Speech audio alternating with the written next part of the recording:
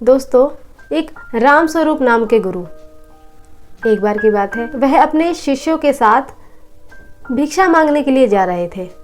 तो निश्चय कर वह आश्रम से बाहर निकले और वे काफ़ी दूर तक पैदल चले। गुरु और उनके शिष्य दोनों चलते जा रहे थे। काफ़ी समय चलने के बाद उनको एक मार्ग मिला जहाँ पर खेत बने हुए थे। उन्होंने देखा कि एक बंजर सा खेत है और एक किसान उस बंजर से खेत में काम करने के लिए जा रहा था। और उसी खेत के साथ में एक पेड़ था जहाँ पे उस किसान ने अपनी पोटली को रख दिया और फिर वह किसान अपना काम करने के लिए उस बंजर खेत पर चला गया। फिर थोड़े समय के बाद गुरु और उनके शिष्यों को विश्राम करने का एक स्थान मिल गया। राम स्वरूप जी के शिष्यों में से एक शिष्य थोड़ा शरारती था।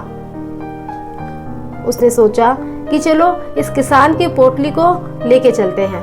फिर वह शिष्य उस पेड़ के पास गया जहाँ पर किसान की पोटली में उसका सामान रखा हुआ था। उसके बाद उसने उस पोटली को उठाया और फिर वह लेकर आ गया वहाँ पे जहाँ पे बाकी के शिष्य और गुरु बैठे हुए थे।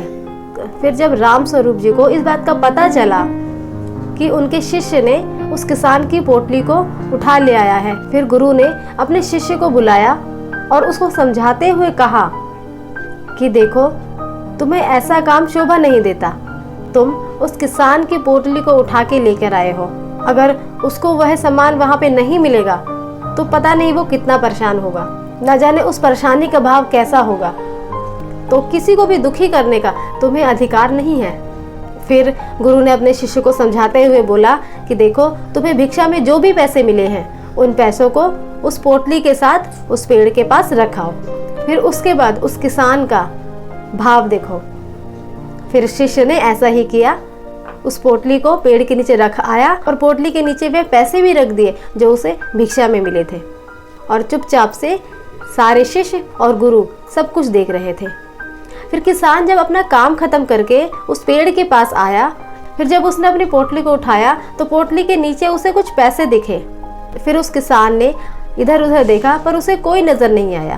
तब वह किसान उन पैसों को उठाता है और उन पैसों को उठाते हुए देखकर बहुत खुश होता है। फिर वह आकाश की तरफ दोनों हाथ उठाता है जैसे कि वह भगवान का शुक्रिया कर रहा हो। और फिर वह पैसों को देखता है, उसके आंखों से आंसू गिराते हैं। दरअसल बात ये थी कि किसान की माँ बहुत समय से बीमार थी और वह अपनी माँ की दवाइयों का बंदोबस्त नहीं कर पा रहा था। तब वह अचानक से मिले हुए पैसों को देखकर बहुत खुश हो गया और वह अपने आंसू पोंछता, फिर ऊपर देखता और ये सारा का सारा दृश्य राम स्वरूप गुरु और उनके सारे शिष्य भी देख रहे थे। उसके बाद राम स्वरूप जी अपने शिष्यों को समझाते हुए बोलते हैं कि देखो कि हमें कोई हक नहीं है कि हम किसी के दुख का कारण बने। और तुमने ये पैसे देकर उस किसान की खुशी को दुगना कर दिया है। फिर वे गुरु अपने शिष्य से पूछते हैं, क्या जो खुशी वो किसान महसूस कर रहा है, क्या वह खुशी तुम भी महसूस कर रहे हो? तब वह शिष्य अपने गुरु के आगे हाथ जोड़ते हुए बोलता है कि गुरु जी, मुझे माफ कर दीजिए। मैं तो बहुत बड़ा अपराध करने जा रहा था।